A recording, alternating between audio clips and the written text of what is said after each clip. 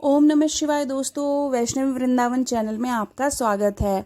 आइए आज सुनते हैं सावन शिवरात्रि की व्रत कथा। सावन शिवरात्रि की व्रत कथा के अनुसार एक बार चित्रभानु नामक एक शिकारी था जो पशुओं की हत्या करके अपना परिवार चलाता था।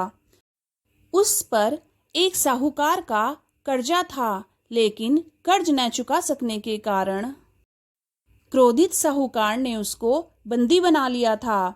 संयोग से उस दिन शिवरात्रि का पावन पर्व था।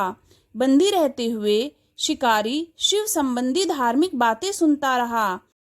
वहीं उसने शिवरात्रि व्रत की कथा भी सुनी। शाम के समय साहूकार ने उसे बुलाया और कर्जा चुकाने के लिए पूछा तो शिकारी ने कर्ज अगले दिन चुकाने का वादा किया। साहूकार ने उसकी बात मान ली और उसे जाने दिया। शिकारी जंगल में शिकार के लिए निकला। दिन भर बंदी गृह में रहने के कारण शिकारी भूख और प्यास से व्याकुल हो गया था। सूर्यास्त के बाद वो एक जलाशय के समीप गया और वहां एक घाट के किनारे स्थित पेड़ पर थोड़ा सा जल पीने के लिए लेकर चढ़ गया। शिकारी को पूरी उम्मीद थी कि कोई न कोई जानवर अपनी प्यास बुझाने इस घाट के पास जरूर आएगा। शिकारी बेलपत्र के पेड़ पर चढ़ा था और उसी पेड़ के नीचे एक शिवलिंग भी था जो बेलपत्रों से ढका हुआ था। भूख और प्यास से थका वो उसी मचान पर बैठ गया था। शिकारी ने मचान बनाते समय जैसे ही टहनियां तोड़ी, वे संयोग से शिवलिंग पर जा गिरी। इस प्रकार दिन भर भूखे प्यासे रहकर शिकारी का अनजाने में शिवरात्रि का व्रत हो गया और शिवलिंग पर बेलपत्र भी चढ़ गए। इस तरह से एक पहर रात्रि बीत जाने पर एक गर्भिणी हिरनी तालाब के किनारे पानी पीने के लिए पहुंची। शिकारी ने उसे देखकर धनुष पर तीर चढ़ा दिया।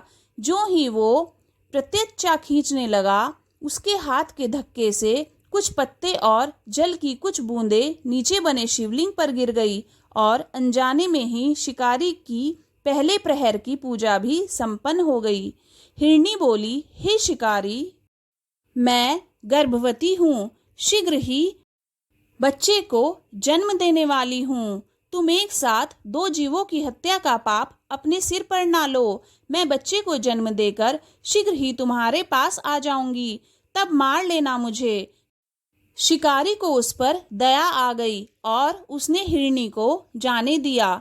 कुछ ही देर बाद एक और हिरनी वहां से निकली। शिकारी ने उसे देखकर धनुष पर बाण चढ़ा लिया।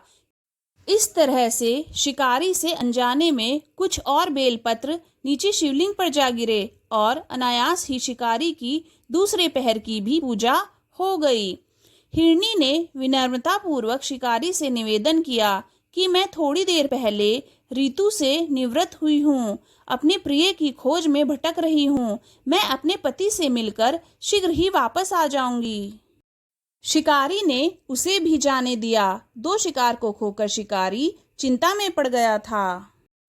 रात्रि का आखिरी पहर बीतने को था कि तभी एक अन्य हिरनी अपने बच्चों के साथ उधर से निकली। शिकारी ने उसे देख तुरंत धनुष पर तीर चढ़ा दिया। वो तीर छूटने को ही था कि हिरनी बोली, मैं इन बच्चों को इनके पिता के पास छोड़ आऊं। इस समय मुझे मत मारो। शिकारी ने कहा, मैं सामने आए शिकार को कैसे जाने दूं? इससे पहले भी मैं 2 बार अपना शिकार खो चुका हूँ। मेरे बच्चे भूख प्यास से व्याकुल होंगे। हिरनी ने कहा, जैसे तुम्हें अपने बच्चों की ममता सता रही है, वैसे ही मुझे भी इनकी फिक्र है। इसलिए मेरे बच्चों का सोचते हुए मुझे थोड़ी देर के लिए जीवन दान दे दो। मेरा विश्वास करो, मैं इन्हें इनके पिता के पास सौंपकर तुम्हारे पास तुरंत लौट आऊंगी। हिरनी की बात सुनकर शिकारी को उस पर भी दया आ गई और उसने उसे भी जाने दिया। शिकार न कर पाने के कारण परेशान होकर पेड़ पर बैठा शिकारी बेलपत्र तोड़ तोड़ कर नीचे फेंकता जा रहा था। इस तरह से उसके तीसरे पहर की भी पूजा संपन्न हो गई। तभी एक हिरण उसी रास्ते पर आया।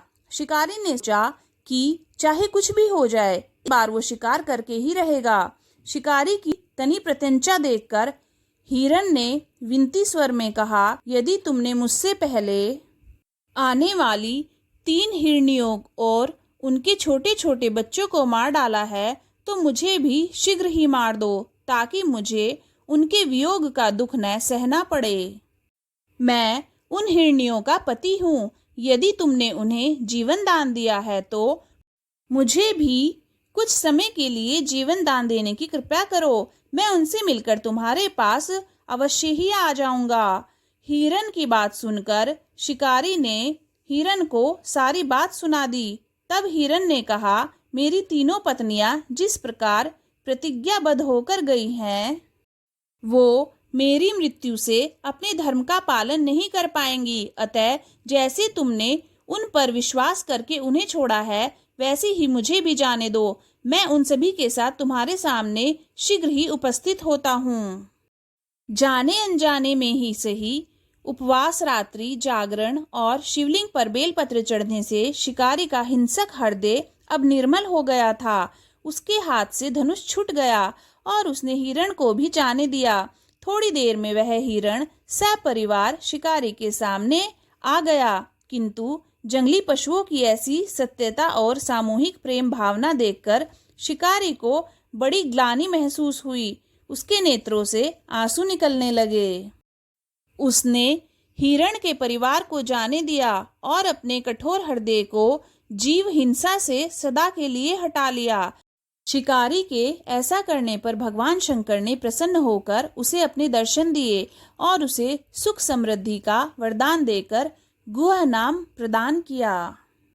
ये वही गुह था जिसने भगवान श्री राम से मित्रता की थी। दोस्तों, यह थी सावन शिवरात्रि की व्रत कथा।